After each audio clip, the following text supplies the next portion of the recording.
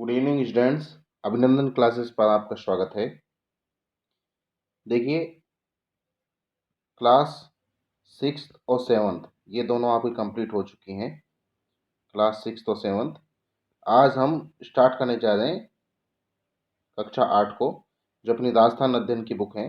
राजस्थान अध्ययन कक्षा 8, इस बुक को हम स्टार्ट करने जा रहे हैं और इसका जो फर्स्ट चैप्टर है इसको हम डिटेल में पढ़ेंगे।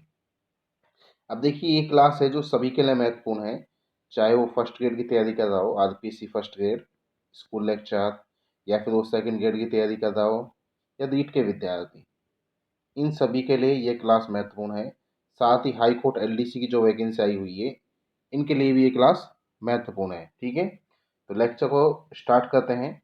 जो स्टूडेंट चैनल पर नए हैं वो प्लीज़ चैनल को सब्सक्राइब कीजिए, और अगर हमारे लेक्चर आपको पसंद आए तो वीडियोस को लाइक कीजिए। देखिए, पहले चैप्टर का नाम है 18वीं सदी का राजस्थान। 18वीं सदी का राजस्थान। तो इस चैप्टर में हमको जानने के लिए मिलेगा कि जो हमारा राजस्थान है, हमारा राजस्थान 18वीं सदी में कैसा था, क्या परंपरा थी, क्या कला संस्कृति थी। ये सभी चीज़ें हमको जानने के लिए मिली किसमें, 18वीं सदी का राजस्थान में। ठीक है, आज देखिए चैप्टर स्टार्ट करते हैं। चैप्टर का इंट्रोडक्शन। मराठा शक्ति को सर्वप्रथम शिवाजी ने संगठित किया।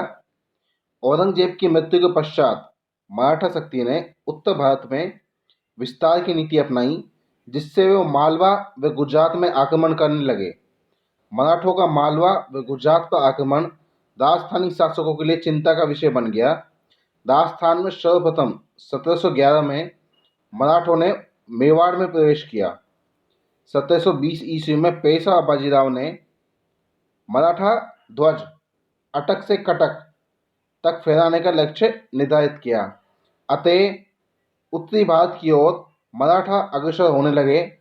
1726 ईस्वी में मराठों ने कोटा व बूंदी पर आक्रमण किए। इसके पश्चात 1728 ईस्वी में डूंगरपुर बांसवाड़ा के शासकों ने खिराज देना स्वीकार किया। 22 अप्रैल 1734 ईस्वी में मराठों ने बूंदी के शासक बुद्ध सिंह को पुनः वहां के शासक बना दिया। यहाँ मराठों का राजस्थान की राजनीति में प्रथम हस्तक्षेप था। इससे यहाँ के शासक भयभीत होने लगे। उन्होंने मराठों के विरुद्ध कोई ठोस नीति बनाने का निर्णय लिया। अब देखिए, जो सर्वप्रथम एक क्वेश्चन पूछा जाता है इस इंट्रोडक्शन से, इस ये मराठों के बारे में जो भी हमें बताया गया है, इससे एक क्वेश्चन पूछा जाता है कि किस रियासत से राजस्थान में मराठों का आगमन हुआ, या फिर हम कह सकते हैं हस्तक्षेप हुआ। तो वो रियासत कौन सी थी? वो रियासत थी, देखिए, वो रियासत थी बूंदी। कौन सी रियासत थी? बूंदी। ये क्वेश्चन बहुत बार पूछा जा चुका है, तो आपके लिए महत्वपूर्ण है। अब देखिए, आपने एक सम्मेलन का नाम सुना होगा, हुडा सम्मेलन, जो कब हुआ था? 17/7/1734 को। इसकी डेट भी आपके लिए महत्वपूर्ण है। डेट भी महत्वपूर्ण है। क्यों महत्वपूर्ण है? क्योंकि ये भी एग्जाम में पूछ जाती है। अब हुडा सम्मेलन क्या था, क्यों हुआ था?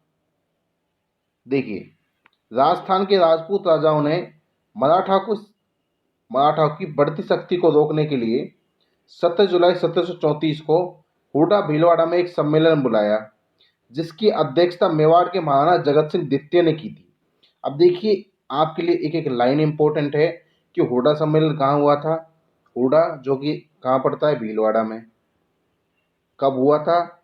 17/7/1734 को। ठीक है, किसकी अध्यक्षता में हुआ था? तो जगत सिंह द्वितीय की अध्यक्षता में। किसकी अध्यक्षता में? जगत सिंह द्वितीय, मेवाड़ के महाराणा थे। सॉरी, जगत सिंह द्वितीय, हाँ, मेवाड़ के महाराणा ही। ठीक है, जगत सिंह द्वितीय ने।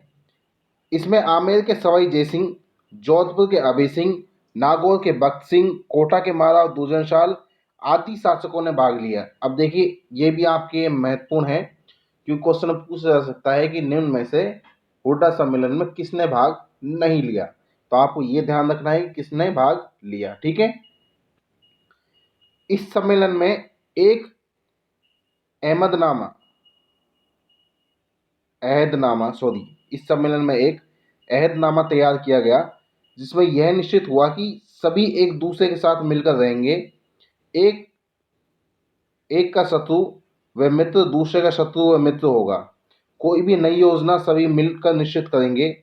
वर्षा ऋतु के पश्चात रामपुरा में सभी एकत्रित होंगे, किंतु ये सभी शर्तें कागजों तक ही सीमित होकर रह गई, इसकी कोई पालना नहीं की गई।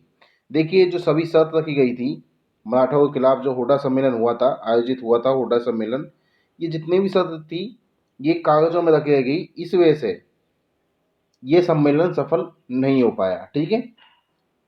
राजपूत शासक जाति, भाषा, रीति रिवाज, परंपरा की दृष्टि से समान थे, फिर भी उनमें एकता का अभाव था। आमेर के सवाई जयसिंह की उदासीनता व निर्णयों की अस्पष्टता ने मराठा के विरुद्ध नीति को असफल बना दिया। इससे मराठा का राजस्थानी शासकों पर प्रभुत्व बढ़ता गया। पेशवा बाजीराव ने राजस्थान नीति का आकलन करने के लिए अपनी माता दादाबाई को 1735 ईस्वी में राजस्थान में तीर्थ यात्रा पर भेजा। अपनी माता के सम्मान सहित सकुशल लौट आने पर पेशवा बाजीराव अगले ही वर्ष राजस्थान के दौरे पर आए एवं वह यहाँ से चौथ वसूली की। अब देखिए, जो मराठा थे, मराठा, इन्होंने राजस्थान पर कैसे यहाँ से चौथ वसूली। चौथ वसूली जानते हो? टैक्स लगान एक ही चीज है, कर, ये सभी है, एक ही चीज है। ठीक है। अब यहाँ सबसे महत्वपूर्ण चीज ये बताई गई है कि राजपूत शासक जाति से भी एक थे, भाषा से भी एक थे, उनकी रीति रिवाज भी एक ही थी और उनकी परंपरा भी एक जैसी थी, लेकिन फिर भी उनमें एकता नहीं थी। ठीक है। इसका फायदा किसने उठाया? मराठों ने फायदा उठाया, मराठों ने। और ये चेक करने के लिए सबसे पहले क्या किया गया? देखिए, तीर्थ यात्रा पर भेजा गया किसे? राधाबाई को। राधाबाई को तीर्थ यात्रा पर भेजा गया। अब जब राधाबाई सकुशल तीर्थ यात्रा राजस्थान की करके वापस चली गई, तो अब देखिए, अपनी माता के सम्मान सहित सकुशल लौट आने पर जो पेशवा बाजीराव, उसने क्या किया कि अगले ही वर्ष राजस्थान के दौरे पर आए और यहाँ से चौथ वसूली की, टैक्स की वसूली की। ठीक है।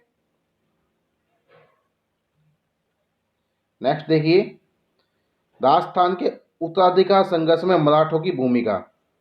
1743 से 1750 ईस्वी, 18वीं शताब्दी में राजस्थान के राजपूत शासकों में उत्तराधिकार के लिए संघर्ष होने लगा। यही कारण था कि मराठों को उत्तराधिकार के निर्णय में दखल का अवसर मिल गया। तो ये भी है एक संघर्ष। नेक्स्ट देखिए, जयपुर उत्तराधिकार संघर्ष। अब जयपुर में भी मराठों ने जो उत्तराधिकार संघर्ष हुआ था, उसमें भी मराठों ने अहम भूमिका निभाई। कहने का मतलब यह था कि मराठों ने हस्तक्षेप किया जयपुर में भी। ठीक है। उदयपुर के महाराणा अभय सिंह द्वितीय की पुत्री चंद्रकौर बाई का विवाह सवाई जयसिंह के साथ 1708 ईस्वी में इस शर्त पर हुआ कि मेवाड़ की राजकुमारी से उत्पन्न पुत्र ही जयपुर के सिंहासन पर बैठेगा। देखिए, आप इतिहास में इसको महत्वपूर्ण बिंदु है। इतिहास में आप अच्छे से इसको पढ़ोगे भी डिटेल के साथ में, कि जो उदयपुर का महाराणा था अमर सिंह द्वितीय, इसने अपनी पुत्री चंद्रकौर बाई का विवाह किसके साथ किया? सवाई जयसिंह के साथ किया। आमेर के राजा सवाई जयसिंह के साथ किया। कब? 1708 में। लेकिन ये विवाह इस शर्त पर हुआ कि मेवाड़ की राजकुमारी से जो पुत्र उत्पन्न होगा वही आगे जाकर जयपुर के सिंहासन पर बैठेगा। ठीक है। 1743 ईस्वी में सवाई जयसिंह की मृत्यु हो गई।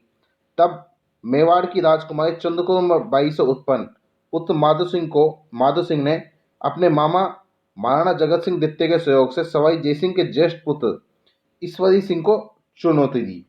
अब देखिए, राजा बन गया था ईश्वरी सिंह राजा बन गया था, लेकिन जो मेवाड़ की राजकुमारी चंद्रकुंवर से उत्पन्न संतान थी माधो सिंह ने मदद के लिए अपने मामा की महाराणा जगत सिंह द्वितीय, उनसे सहयोग लिया गया और ईश्वरी सिंह को चुनौती दी गई। देखिए, मराठा सरदार मल्लराव होलकर द्वारा माधो सिंह का पक्ष लिया गया। ईश्वरी सिंह व माधो सिंह के मध्य राजमहल और बगरू के युद्ध हुए।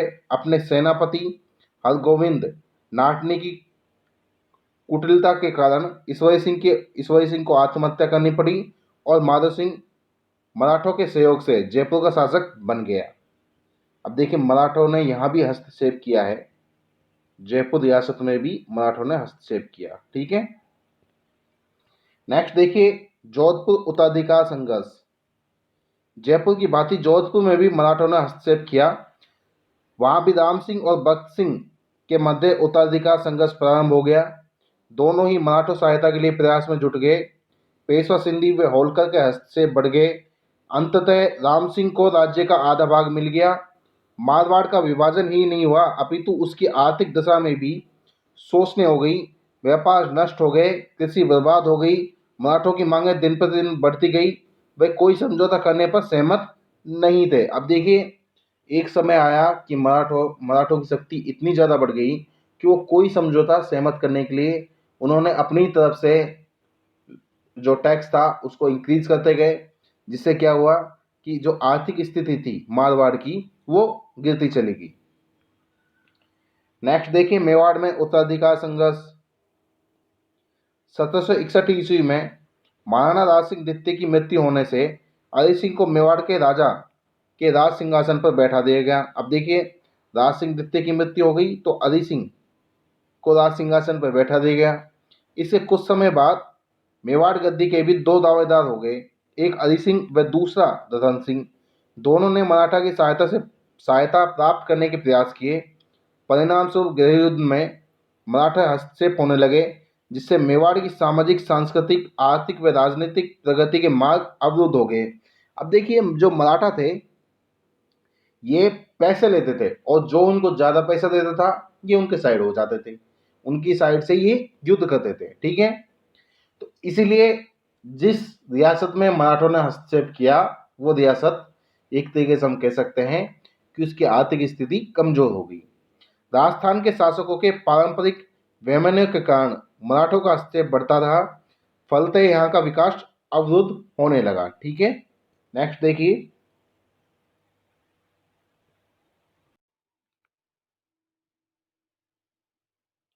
अंग्रेज व संधियाँ।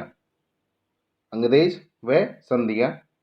मुगल साम्राज्य के पतन और मराठों द्वारा फैलाई गई अराजकता ने राजपूत शासकों, सामंतों तथा प्रजा में राजनीतिक, आर्थिक, सामाजिक अव्यवस्था उत्पन्न कर दी थी। ऐसी स्थिति में राजस्थान की तरफ अंग्रेजों का स्वाभाविक झुकाव हुआ। वे अपनी शक्ति के विस्तार तथा अन्य राजनीतिक आर्थिक लाभ प्राप्त करने के लिए राजपूत शासकों से मैत्री करने के लिए उत्सुक हुए। अतः 1818 ईस्वी में राजपूत शासकों से अंग्रेज सरकार ने संधियां शुरू की। अब देखिए, पहले मराठों ने टूटा, ठीक है, उसके बाद अब अंग्रेज आ गए दोस्ती का हाथ बढ़ाने के लिए। 1817-18 में संधियां हुई। ठीक है, राजस्थान के राज्यों में सर्वप्रथम 29 सितंबर 1803 को भरतपुर राज्य ने अंग्रेजों के साथ संधि स्वीकार कर ली। 1818 से ईस्वी तक सिरोही राज्य को छोड़कर सभी राज्यों ने कंपनी का संरक्षण स्वीकार कर लिया। केवल मारवाड़ के विरोध के कारण सिरोही से तत्काल संधि नहीं हो सकी एवं 1823 ईस्वी में संधि पर हस्ताक्षर हुए। इस प्रकार अल्प समय में ही संपूर्ण राजस्थान अंग्रेजों के संरक्षण में आ गया। अब देखिए, ये चीज़ क्या है कि डिटेलिंग का टॉपिक है। जो राजस्थान 1817 और 18 की संधियाँ हैं, ये डिटेलिंग टॉपिक है, इसलिए यहाँ से महत्वपूर्ण आपके लिए कोई चीज़ है नहीं यहाँ पर। इससे ज़्यादा महत्वपूर्ण आपके लिए कोई चीज़ है नहीं यहाँ पर। ठीक है, लेकिन सबसे पहली चीज़ एक ही महत्वपूर्ण है कि जो भरतपुर राज्य दो प्रकार की संधियाँ हुई थी। एक हुई थी 1803 में और एक हुई थी 1817-18 में। ठीक है, तो 29 सितंबर 1803 को सबसे पहले भरतपुर राज्य ने संधि की थी। ठीक है, बस ये चीज़ आप ध्यान रखना। और अंतिम जो रियासत थी कौन सी, सिरोही, 1823 ईस्वी में संधि पर हस्ताक्षर हुए थे सिरोही से। ठीक है, जो संधियाँ थी इसके परिणाम देखिए। 1817-18 ईस्वी की संधियों के परिणाम स्वरूप अंग्रेजों को दिए जाने वाला खिराज से देसी शासकों की आर्थिक स्थिति खराब हो गई। अंग्रेजों को शासकों के आंतरिक मामलों में हस्तक्षेप का अवसर मिल गया। अंग्रेजों ने भी शासकों को सामंतों के विशेष विशेष अधिकार तथा शक्ति नष्ट करने हेतु दबाव डाला। इससे अंग्रेजों की सामंतों की प्रतिष्ठा को हानि पहुंची। स्वदेशी व्यापार, उद्योग, हस्तशिल्प नष्ट होने लगे। राजस्थान में ईसाई मिशनरियों का प्रवेश होने से उन्होंने ईसाई धर्म का प्रचार करना आरंभ कर दिया। इसकी जन साधारण में तीव्र प्रतिक्रिया हुई, जो आगे चलकर 1857 ईस्वी के संग्राम में परिवर्तित हो गई। अब देखिए, ये सभी चीजें थी जो इम्पोर्टेंट थी, किससे संबंधित, हमारे राजस्थान में परिवर्तन कैसे आए। राजपूत राजपूत जो शासक थे, उससे उसके बाद मराठे, जो मराठा है, मराठों का आगमन रहा। उसके बाद में अंग्रेजों ने शासन किया, अंग्रेजों ने संधियाँ की। तो किस प्रकार हमारा राजस्थान इस चंगुल में फंसता चला गया। ठीक है, अब कुछ शब्दावलियाँ हैं, जैसे चौथ है, खिराज है, अहदनामा है। अहदनामा मतलब इकरारनामा या समझौता प्रपत्र। ठीक है। चौथ, मराठों द्वारा अन्य शासकों से लिया जाने वाला सुरक्षा कर। खिराज, कृषि भूमि पर लगने वाला कर। अब कुछ प्रश्न है, यहाँ आपको स्वयं करना है। निम्न में से होटा सम्मेलन की अध्यक्षता किसने की थी? महत्वपूर्ण क्वेश्चन है, महाराणा जगत सिंह द्वितीय ने। ठीक है। रिक्त स्थानों की पूर्ति कीजिए। मराठा शक्ति का सर्वप्रथम ने संगठित किया। मराठा शक्ति को सर्वप्रथम किसने संगठित किया? देखिए, राजस्थान संबंधित ये क्वेश्चन है नहीं, तो ये अपने लिए महत्वपूर्ण है नहीं। राजस्थान के राज्यों में 29 सितंबर 1803 को सबसे पहले कौन सी रियासत थी? भरतपुर। भरतपुर ने अंग्रेजों के साथ संधि स्वीकार की थी। ठीक है, तो ये सभी क्वेश्चन मैंने आपको करवा लिए हैं। नेक्स्ट चैप्टर है अपना 1857 का स्वतंत्रता संग्राम एवं राजस्थान। 1857 की जो क्रांति है आपके लिए महत्वपूर्ण है, तो इस चैप्टर को हम नेक्स्ट लेक्चर में पढ़ेंगे। आज के लिए इतना ही, मिलते हैं नेक्स्ट लेक्चर में। जो स्टूडेंट चैनल पर नए हो, प्लीज़ चैनल को सब्सक्राइब कीजिए, और अगर हमारे लेक्चर आपको पसंद आए तो वीडियोज़ को लाइक कीजिए। Thank you.